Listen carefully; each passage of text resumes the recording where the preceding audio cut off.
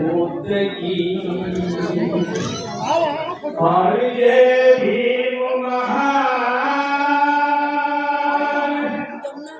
युग परिवर्तन तुम किया सभी की खान जो प्रकृति सूरज उगे उससे जग में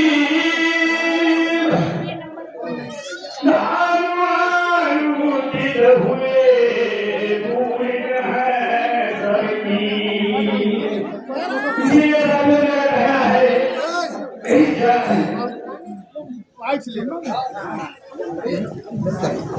जब तक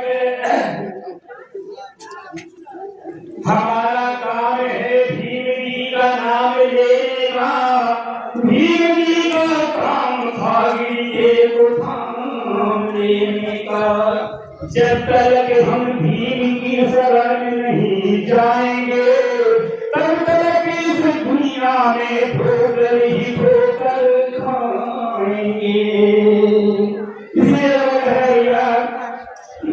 उस चित्त पुरुषों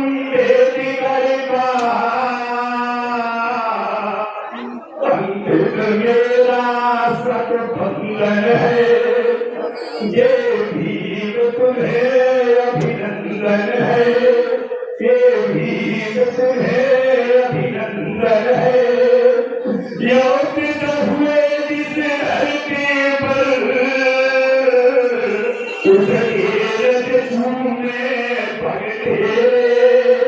संतोष नहीं संतोष पाछा संतोष हुआ मन का मेरे ये दलित वर्ग के तुमको मेरा सतबंधन है ये भीम तुम्हें अभिनंदन है ये भीम तुम्हें अभिनंदन है सागर से मन आसमान से ऊंचा था ये रूप तुम्हारा मुखमंडल रंग तेज पड़ गया फीका था ये विश्व बंद भारत सपूत तुमको मेरा सतबंधन है ये भीम तुम्हें अभिनंदन है ये भीम तुम्हें अभिनंदन है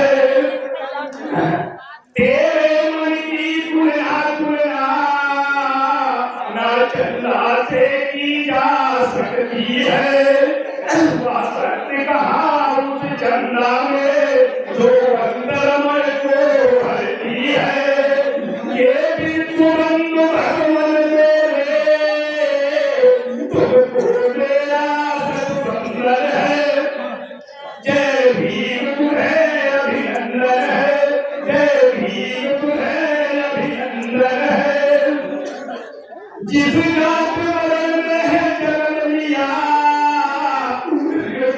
सहित सबे छुपा दिया सोच पीड़ित इंद्रा के पाक युग युग तुमने छुपा दिया ये दर्द बदल के भगवान मेरे तुमको मेरा सतबंधन है जय भीम तुम्हें अभिनंदन है जय भीम तुम्हें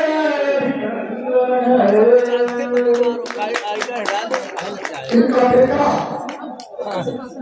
तहसीलदार है अगर ये भी बोलते तकलीफ करे पढ़ाई जमीन पे कब्जा करे अनुमान किए हरे हरे अगर कर रहे होते तो इनका नेता जो है कहीं भोपाल पर फिर ये बाबा साहब अगर बाबा साहब नहीं होते तो ना यहाँ पर कोई जितनी बड़ी बड़ी पोस्टों के लोग यहाँ बैठे हैं ये अगर बाबा साहब नहीं होते तो हमारे जीवन में कुछ नहीं होती है। इसलिए सभी से मेरा हाथ जोड़कर विनती है, जो हमारे अम्बेडकरवादी लोग हैं, जो मिशन के लोग हैं, वो कुर्सियों से बैठे हैं।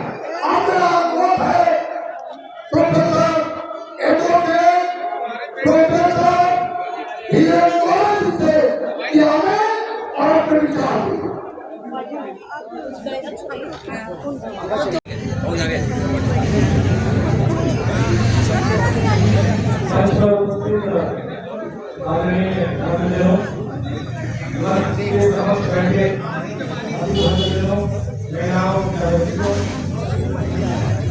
ये कार्यक्रम जो हमारे कार्यक्रम की है वो वर्षों की उनकी तपस्या का प्रतिफल है। लगातार उन्होंने अपना संपूर्ण जीवन इस अम्बेडकर वादी विचारधारा, भगवान बुद्ध की विचारधारा और बहुजनों की विचारधारा के लिए समर्पित कर दिया है। ये सभी जानते हैं कि आज के समय 50 करोड़ को एकत्र करना कितना कठिन काम होता है, लेकिन उनकी आवाज पर तमाम लोग एकत्र होते रहे हैं, हजारों लाखों की संख्या में। मैं आपको बताना चाहता हूँ कि जो मंच में बैठे लोग हैं, जो सामने बैठे लोग हैं, वो उसी प्रकार से हैं जिस प्रकार से जिनका घनत्व ज्यादा है, अर्थात जो एक लोहे की स्टील के समान है, ना कि एक ट्रक भूसे के समान। तो जो लोग यहाँ पर बैठे हैं वो अपने आप में एक संस्था है, अपने आप में एक बहुत बड़ा समाज का प्रतिनिधित्व करने वाले लोग बैठे हैं। निश्चित रूप से यहाँ से जो संदेश जाएगा वो पूरे कानपुर और तमाम और क्षेत्रों में जाएगा। आज श्री डॉक्टर बाबा साहब अम्बेडकर का महापरिनिर्वाण दिवस है। आप सभी जानते हैं पूरी दुनिया में उनको याद किया जाता है। अभी यूनाइटेड नेशन यूनेस्को तक में डॉक्टर बाबा साहब अम्बेडकर की प्रतिमा का शुभारंभ हुआ, ओपनिंग की गई प्रतिमा। डॉक्टर बाबा साहब अम्बेडकर ऐसे शख्सियत रहे हैं जो आप लोगों ने आंदोलन जरूर हम सब लोगों ने शुरू किया था, लेकिन अब वो भारत के प्रत्येक व्यक्ति के मन में स्थापित हो जाने वाले महापुरुष हो गए हैं। उनकी तमाम विधाएं हैं, कम से कम 12-14 विधाओं के बारे में तो हमें ही पता है, बाकी और लोग भी जानते होंगे। डॉक्टर अम्बेडकर को जो जनमानस आम जनमानस को स्थान देता है, उसका मुख्य कारण है डॉक्टर बाबा साहब अम्बेडकर ने भारतीय संविधान को भारत के लोगों को देने का काम किया।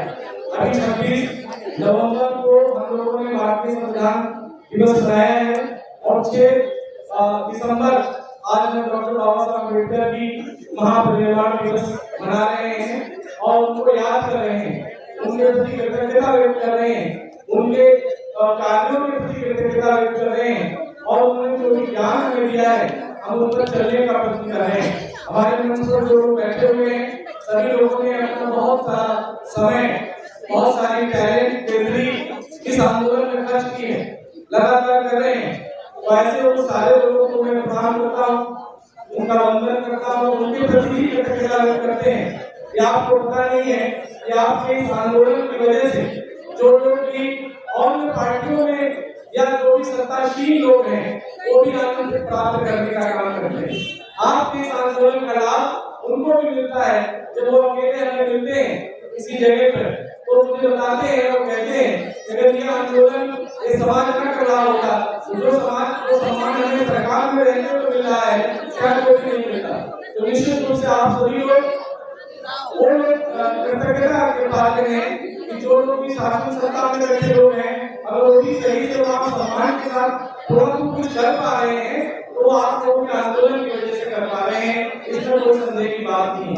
हम ज्यादा कुछ न कहते हुए आज एक बार फिर आदरणीय जयराम जी को और उनके हमेशा से साथ रहने वाली टीम को बहुत बहुत धन्यवाद कहना चाहेंगे और मैं उनसे निवेदन भी करूंगा कि भविष्य में प्लानिंग करके एक बड़े आयोजन का कार्यक्रम किया जाए और अच्छे स्तर पर उसको प्लान किया जाए और एक सकारात्मक संदेश भी लगातार जाता रहना चाहिए। आंदोलन रुकना नहीं चाहिए। आंदोलन से क्या होगा, उससे कोई बहुत ज्यादा परेशान होने की जरूरत नहीं है। वहाँ सरकार नहीं बन पा रही, वहाँ की सरकार बन पा रही, हम अपना काम जारी रखेंगे। एक समय आएगा जब हमारी अपने विचारों की भी सरकार बनेगी, ये बात को निश्चित समझ लीजिए। लेकिन आंदोलन ये रुकना नहीं चाहिए, संख्या कोई कम ज्यादा हो सकती है।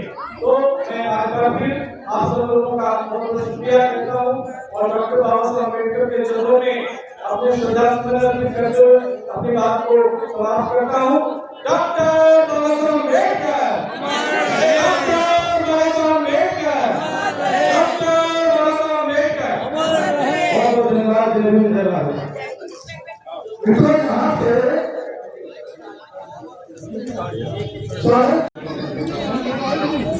परम पूज्य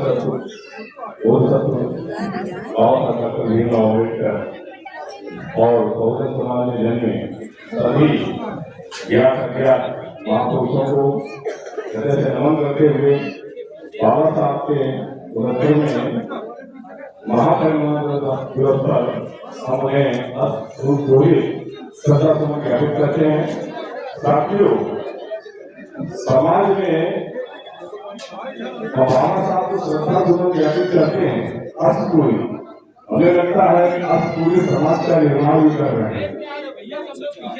जितने संगठन हम बताते जा रहे हैं हम उतना ही समाज को तोड़ते जा रहे हैं, क्योंकि हमारी मानसिकता तो रहती है कि हम संगठन बना के संगठन पे काम करेंगे, लेकिन एक मस्तिष्क में आ जाता है जैसे कि संगठन बनाते हैं कि हमारा संगठन आगे क्यों नहीं जा रहा, फलाना क्यों आगे जा रहा, हम कंट्रोल कंपटीशन करने लगते हैं। हम स्वस्थ प्रतिस्पर्धा निर्णय नहीं कर पाते हैं। यही कारण है कि हमारा समाज आज विकसित है। हम जब तक स्वस्थ प्रतिस्पर्धा अपने आप में नहीं विकसित करेंगे, हम कितने भी संगठन बनाए या कितने भी पढ़ जाए, आज जो शिक्षा का जैसे भारत साहब ने कहा शिक्षित करो, संगठित करो, संघर्ष करो, तो शिक्षित होना का जो डॉक्टरेट या कुछ भी कर लेते हैं, क्या इसको बाबा साहब ने शिक्षा का स्तर माना? उन्होंने कहा कि जब तक व्यक्ति में निर्णय लेने की क्षमता नहीं होती है तब तक वो कितना भी बढ़ जाए वो शिक्षित माना जाता है। आज कोई भी आईएएस अगर इन पार्लियामेंट के आगे सीट झुकाता है तो क्या उसको बाबा साहब की दृष्टि से शिक्षित माना जाएगा? आज एमपी में एक आईएएस है, उन्होंने बाबा साहब के दिशा निर्देश से आगे बढ़े तो उन्हें सस्पेंड कर दिया गया। तो कम से कम वो ऐसे आईएएस तो है जिन्हें हिम्मत आई कि बाबा साहब के कानून में आगे बढ़ाना है। आज हमारे भी इतने सांसद और एमएलए हैं, क्या वो बाबा साहब के कानून को आगे बढ़ा रहे हैं? कुछ अपनी तरफ से नहीं ले पा रहे हैं। जो उन्हें दिशा निर्देश दिए जाते हैं बस उसका अल्लाह करते हैं। हाँ, वो अपने परिवार का, अपने रिश्तेदारों का और अपना विकास कर रहे हैं। मैं समझता हूँ कि हम सच्ची श्रद्धांजलि उन्हें ज्ञापित करने के लिए जो कितने भी संगठन हो, किसी भी समाज के संगठन हो, सब एक मंच में आए और किसी का अधिकार हो एक दूसरे का सहयोग करें और जितनी राजनीतिक दल है वो सब जो बहुजन दल है एक हो, तभी हम मनवादी विचारधारा को बात देख पाएंगे। अन्यथा हम कहते हैं हम प्रदीप है, ये संगठन बनाए, वो संगठन बनाए, ये कार्यक्रम कर रहे हैं, वो कार्यक्रम कर रहे हैं, हम अपनी ऊर्जा कार्यक्रमों को आयोजित लगा रहे हैं और ये बताने के लगा रहे बाबा साहब ने क्या बाबा साहब ने योग दिया है, बाबा साहब ने एक मसाल दी थी कि उसको भूलने नहीं देना, वो भूले ही लोगों से गुहार लगा रहे हैं कि अरे भाई लोग मसाल भूल रही है, अरे उसका हमें देगा ठेका लोगों में कि हमें चलाना है, हमें बुझाना है, क्योंकि बहुजनों को गिरा दिए थे और कहा था कि किसी आपस में अगर उस चीज का भी लोग करते रहे क्योंकि अगर राजनीति एक क्वेश्चन से करें तो बुजुर्ग पत्र जैसे लोग जूते का फीता बांधने में गर्व महसूस करेंगे। इस पर बहुत ही बड़ी आलोचना हुई थी बाबा साहब की और यहाँ तक के प्रश्न प्रतिभाग नेहरू तक गया तो उन्होंने कहा ठीक है हम माफी मांगते हैं, हम अपने वापस ले लेंगे और उससे हम अपने सब वापस ले लेंगे। लेकिन सरदार वल्लभ भाई पटेल उन्हें आप लोगों को मालूम नहीं है कि बाबा साहब खोखले में रिश्ता है, वो अगर प्रेस कॉन्फ्रेंस करेंगे तो अभी कुछ लोगों के बीच में ये बात है, अगर बाबा साहब ने प्रेस कॉन्फ्रेंस की तो वो सिद्ध कर देंगे जो बाबा साहब कह रहे हैं वो सही कह रहे हैं। इसलिए इसको यही रहने दो, आप भगवान का वोट पी लो। तो वो मसाल आज मैं देखता हूँ बड़ी पीड़ा है मुझे कि हम एक कार्यक्रम करते हैं और एक दूसरे की कर्म आलोचना करते हैं पीठ पीछे, ये हमारी कमी है। हमें आत्ममूल्यांकन करना होगा, हम दूसरों की निंदा करके आगे नहीं बढ़ सकते हैं। हम अपने कार्यों का मूल्यांकन करते रहें और एक दूसरे का परस्पर सहयोग करें। अभी हम कुछ ही बना लें, हम देखते हैं एक बीजेपी बना हुआ है, लेकिन क्या जो मुख्य संरक्षक है वो अपने पिताजी की हिंदू धर्म से ही सबको करते हैं। अभी इतना बड़ा कांड हुआ और उसके बावजूद भी उन्होंने वही कार्य किया, ब्राह्मणी व्यवस्था से ही। इससे क्या होगा, संदेश क्या जाएगा? भाई बाबा साहब ने कहा था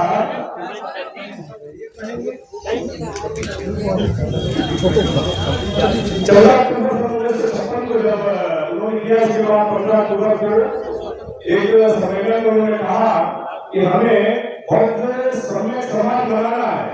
अगर हम कठोर कमीशन करते रहेंगे, एक दूसरे का गला काटते रहेंगे, तो पहले वाले समाज का निर्माण तो करना है। हम कितने बड़े बौद्धिस्ट हैं, कितने बड़े बुद्धिस्ट हैं, हमें किसी पर टीका करने की आवश्यकता नहीं, हमें आत्मचिंतन की आवश्यकता है।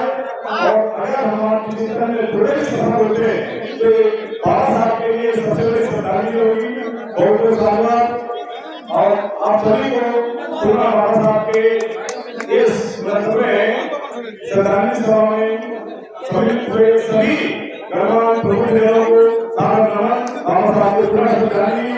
एक छोटा सा दोहराई कहना चाहता हूँ कि आदिवासी शरण में चलो मुक्त की, इस धर्म में है अपना गुजारा नहीं।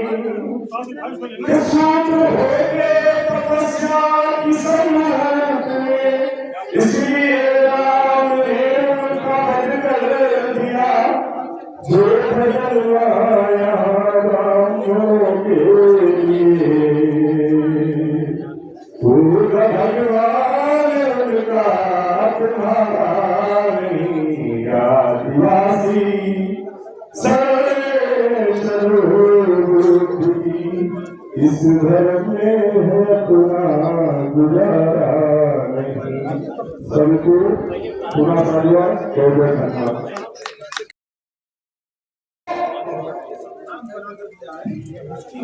महावीर जी ने मुझे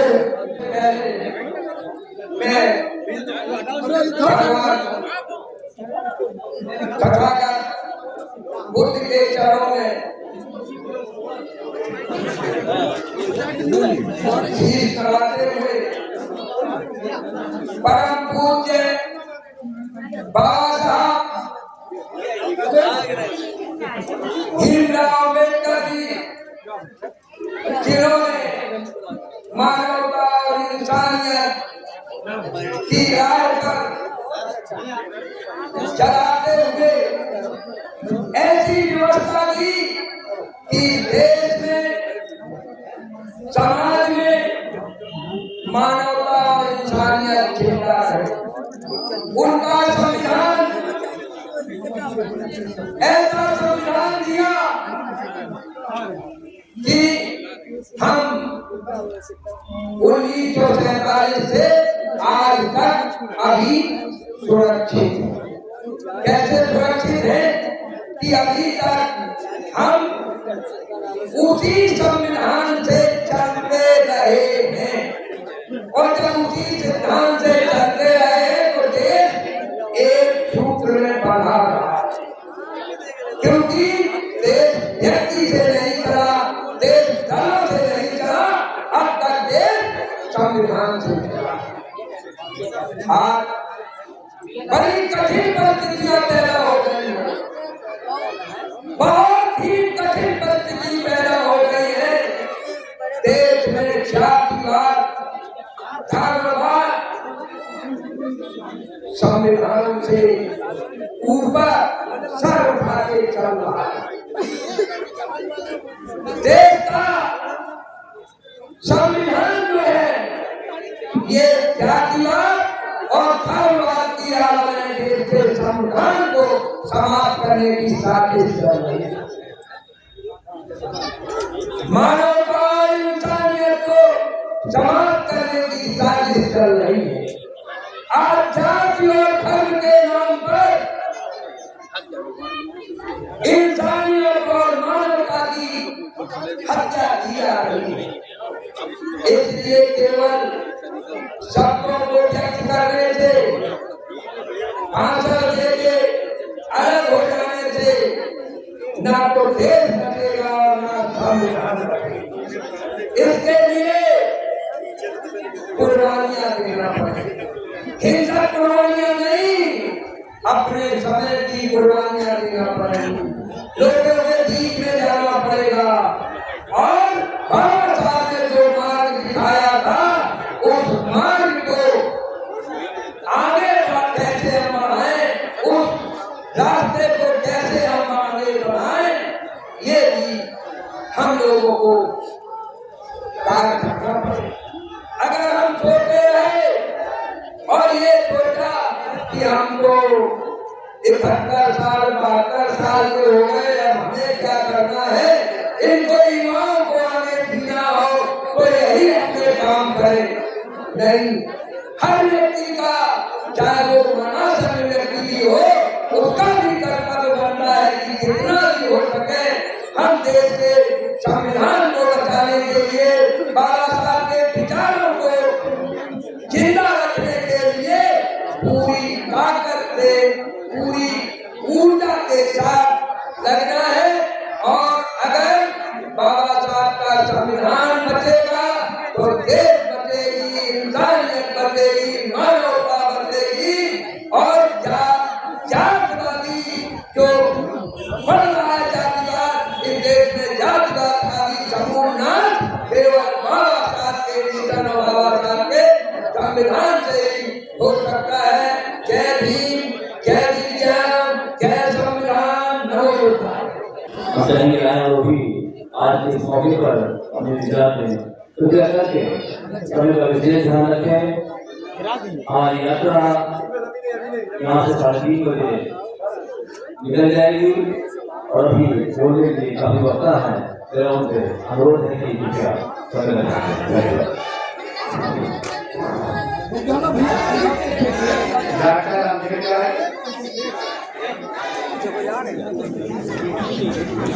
और भगवान बुद्ध के चरणों में नमन करते हुए हम अपनी बात आगे शुरू करें। सबसे पहले महिलाएं बात सुने, तो महिलाएं बात सुने, उनका बच्चा, उनकी जेठानी, उनकी देवरानी हर देवी देवता का नाम जानती है, राम भगवान का नाम जानती है और जिन देवी देवता है तब पर्दा क्या मनाए जाते हैं। लेकिन अम्बेडकर गौतम बुद्ध का कोई कार्यक्रम आपके घर में नहीं होता है, ना ही आपके बच्चे, चाहे लड़का हो लड़की, स्कूल जाते हैं तो नहीं जाते हैं तो वो अम्बेडकर और गौतम बुद्ध का नाम नहीं जानते हैं। पहला आपका कर्तव्य है कि आपने खुद, आप लोग तो सब जानते हैं, बच्चे कैसे जानेंगे। और खासकर वो महिलाएं जो सिर पे कलश रखती हैं और अपना वो क्या व्रत रखती हैं, उनसे बच्चे को या आपके परिवार को कोई लाभ नहीं होगा। आपका बच्चा तभी नौकरी करेगा जब बढ़ेगा। तो और पूजा पाठ से बच्चे को कोई शिक्षा नहीं मिलती, हो सकता है शांति मिलती हो, संतोष मिलता हो, लेकिन नौकरी नहीं मिलेगी। तो खासकर महिलाओं से हमारा यह अनुरोध है कि महिलाएं कार्यक्रम में हिस्सा लें, आगे बैठे मंच पर भी बैठे, अपनी बात भी कहें, लेकिन घर में देवी देवताओं का जो अवसर करते चले हैं, उनसे शिक्षा नहीं होगी, घर की नौकरी नहीं चलेगी, पति को भी नहीं मिलेगा। तो बच्चों को छोटे पढ़ते ही ऐसे सीखते ही डॉक्टर अम्बेडकर, भगवान बुद्ध और जो महापुरुषों को जानना है। जिसके बाद हमें उन लोगों को कहना है, यहाँ जितने लोग बैठे हैं मंच पे सभी खुदा भोगी है, नौकरी पेशा वाले हैं, सबके मकान है, सबके पास कार है, उनके बेटे IAS है, PCS है, मैडम डॉक्टर है, सब कुछ है। ये तो हम बहुत 50 साल से इसी मंच पर सुनते चले आए हैं कि उन्होंने ऐसा किया, डॉक्टर साहब ने ऐसा किया, डॉक्टर साहब ने अगर हम यहाँ खड़े हैं तो डॉक्टर साहब नहीं है, हम भी 2 रुपए के लेबर थे। हम मेरा BA पूरी है, हम इंजीनियर रिटायर्ड है। हम 2002 में रिटायर हुए थे। सबसे पहले अम्बेडकर जी को याद किया। हम न किसी मंदिर में गए, न मस्जिद में गए, न कहीं घूमने गए। सबसे पहले 2 कॉलेज खोले, Janta IT, Siddharth IT, technical education दे रहे हैं 2003 से। कक्षा 10 बार बच्चे लेते हैं और बच्चे न मिलने पर सरकार से फ्लैग लगा के मोहल्ले बोले बनते हैं। गरीब है, खासकर पीपल रख जाता है, मुफ्त पढ़ाते हैं। आप लोग के परिवार कहीं भी कोई काम करने वाला हो, पीपल का पढ़ाते हैं। तो कहने का मेरा मतलब है, जो सुविधा वो लोग हैं, सब कोई कहता है अम्बेडकर जी ने संविधान बनाया, अम्बेडकर जी ने हमें वोट कबूल किया, अम्बेडकर जी ने शिक्षा के लिए कॉलेज खोले बम्बई में, पढ़ाई के लिए लाइब्रेरी खोली। लेकिन हम आपने क्या किया? अगर ये ना हो तो यहाँ ये भी कॉलेज में एडमिशन नहीं मिलेगा। अगर ये ना हो तो छात्र अवार्ड में एडमिशन नहीं मिलेगा। अगर ये ना हो, अगर कुआं है तो पानी भी नहीं मिलेगा। अगर ये ना हो तो कल में बरात भी हमारे नहीं कर सकते। या खेले ये और भारतीय जी अलग जगह। मेरा उन सरकार का निवेदन है, बड़े शर्म की बात है कि कानपुर में करोड़ों अरबों रुपए के हमारे लोग हैं, लेकिन एक हाई स्कूल हमारा नहीं, गाँव में है, शहर में। हम लोग तारीफ करेंगे अपने ईसाई धर्म की, मुसलमानों की, क्योंकि अपने स्कूल है। हमारा बच्चा ठोकर खाता है, ये पैरवी करने जब एडमिशन होता, हमारा कोई हाई स्कूल नहीं। कितनी तरह की बात है। इसी की ध्यान में रखते हुए हमने 2 कॉलेज खोले ITI जामनगर में, हमारा नाम जेपुरी है। और आपके बच्चे को कोई पढ़ने वाले नहीं, बच्चे हमारे बेटे तो खासकर ये कहना अब बंद किया जाए, जो लोग कहते हैं वो भी कहा जाए। ये आपको शिक्षा देगी, लेकिन अगर अम्बेडकर साहब तो समाज में कुछ करके दिखाए, अकेले कर सकते हैं। यहाँ से तुम्हारी अगर एक नियम आए थे, कहते हमारे पास कोई आता ही नहीं कि हमें सिंह के लिए जमीन देनी, हमें फैसलाबाद के लिए जमीन, वो कमेटी अभी आती है। तो हमारा ये है, वो लोग जो पुरुष वर्ग के हैं, जो सुविधा हो गई हो गए, वो समाज के लिए बचाए भाषण तो गए, लेकिन कुछ कर नहीं दिखा। हमारा मोहल्ला है गरीब बस्ती का, वहाँ पे आग बनाने का कैंप लगाते हैं, गरीब बस्ती का वो अनाथ सरकार बनाते हैं। हमारे क्या कहते काका जो में 1000 कोई हमारा कोचिंग संचालक नहीं है, सब देव वर्कर है, वहाँ टीचर है, संचालक नहीं। क्यों? हमारे में रिस्क लेने की क्षमता नहीं है, हमारे में अगुवाई करने की क्षमता नहीं, क्षमता डेवलप करिए। कहने से पहले हम करते थे थे, अभी लड़ाई झगड़ा की कमी ना रही। जब आप इकट्ठा रहेंगे और जगह जगह कोशिश करेंगे और उस पर ध्यान देंगे, तभी उसके ध्यान नहीं करेंगे। इसी तरह और की बात करते हैं। केवल 15 मिनट के अंदर ये कार्यक्रम समाप्त होगा। इंजीनियर कोमल सिंह, उन्होंने 1500 रुपए का हमें दान दिया और बराबर और सभी लोगों को विनोद भाई आपके लिए अनुरोध है कि आपके विचार इतने सही और इतने कड़वे हैं कि उनको विचार जरूर लोगों तक पहुंचने चाहिए।